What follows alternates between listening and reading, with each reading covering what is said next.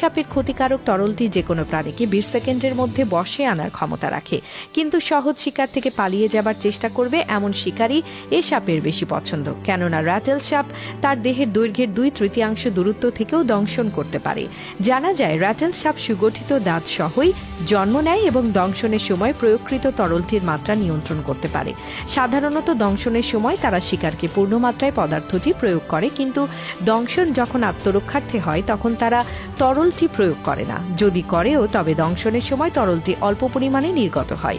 উল্লেখ্য, সাপ যদি ভীত বা আঘাতগ্রস্ত হয় তখন তা দংশনের সময় এসব চিন্তা নাও করতে পারে। ছোট সাপ পূর্ণবয়স্ক সাপের তুলনায় আরও বেশি ভয়ঙ্কর, কারণ দংশনের সময় ওই দূষিত পদার্থের পরিমাণ এরা নিয়ন্ত্রণ করতে পারে না। ফলে দেখা যায় কম বয়স্ক সাপটি একবার কামড়ে তার সম্পূর্ণ ক্ষতিকারক তরলটি প্রয়োগ করে ফেলে। সংবাদ মাধ্যম থেকে প্রাপ্ত তথ্য অনুযায়ী এই সাপ কামড়ালে শিশুদের প্রাণ দ্রুত সংকটাপন্ন হয়।